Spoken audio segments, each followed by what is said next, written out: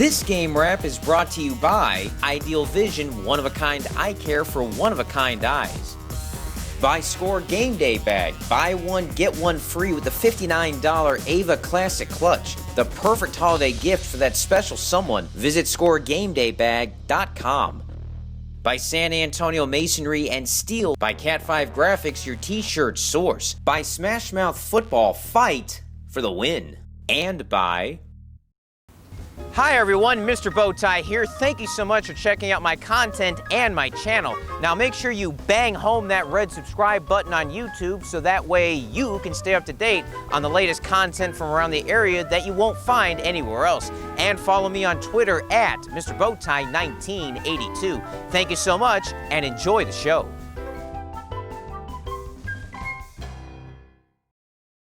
For the first time in the over 100-year history of UIL high school football, there will be football games played on Christmas weekend. One of those is San Antonio Taft visiting Buda Hayes in the third round of the 6A Division II tournament. It's a battle of teams that weren't expected to be here.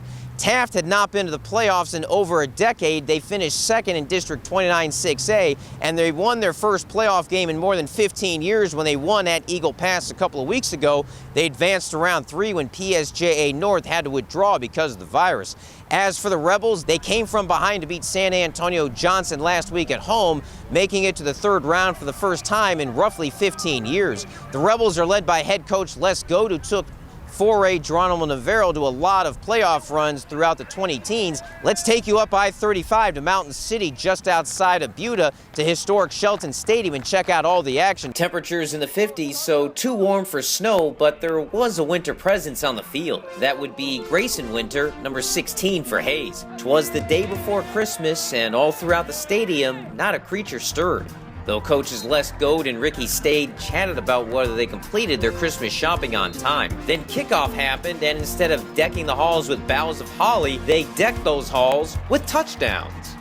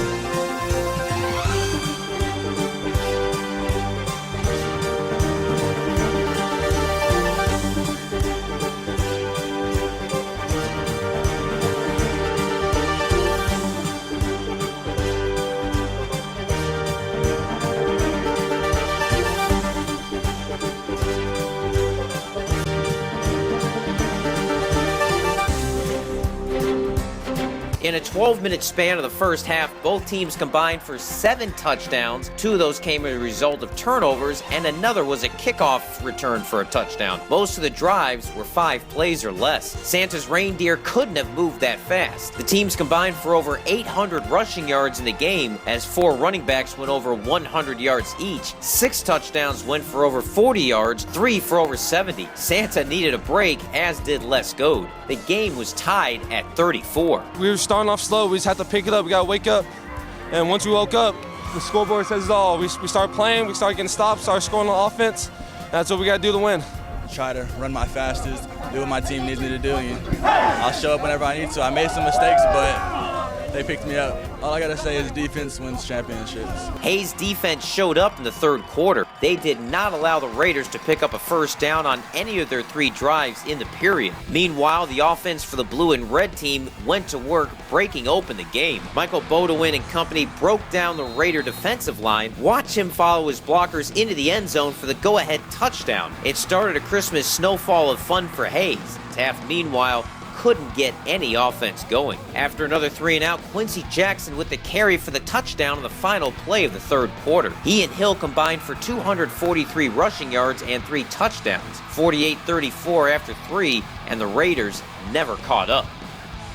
We had to make sure in the locker room that we had to stop the run every single time. The run was the only thing getting us. When we stopped the run, they could not pass. Our secondary has stepped up a long way all season, and now we're here making 4th round. Just keeping with our rules on the whole line. We got to stay up. We got to keep our heads up, continue fighting, because we knew we could play with these guys. We really executed well in the first half. I think in the second half we kind of came out a little flat on both sides of the ball. But we fought all the way to the end, and that's what we've been preaching all year, just to finish. And that's what we did. The defense completely locked up Taft in the fourth quarter, forcing 2 interceptions, one of which was a pick 6. The Rebels scored 5 straight touchdowns to turn a 34-28 deficit into a runaway win. I think Coach Holmgren just gave him a little bit of a heart-to-heart. I don't think we made a lot of defensive adjustments other than just trying to wrap up a little bit better and make tackles. We obviously played more physical in the second half, and once we got the momentum on our side, I think it just kind of snowballed a little bit. Hayes would eventually win 62-41 to advance to the quarterfinals. The teams combined for 931 yards of total offense and over 1,000 if you include a kickoff return for a touchdown by Hayes. Taft finished their season at 8-4, their best season since 2004 when they last had a winning season and last won a playoff game. While there might be disappointment that the season is over, it still laid the groundwork for future seasons as Taft will be a factor in the NISD race for years to come. I think we just digged ourselves into a hole, but we fought all the way to the end like the coaches preach every week. Just fight, do your job, and we finished. A lot of us seniors bought in early. We've all been here for the last 3 years, been busting our butt day in and day out, and these underclassmen fought with us. We really are going to hold our head up high. Hayes moves on to play on New Year's Day next week as the UIL goes into January for the first time ever. Reporting from Santa's factory in Mountain City right outside of Buda, I'm Greg Sherman.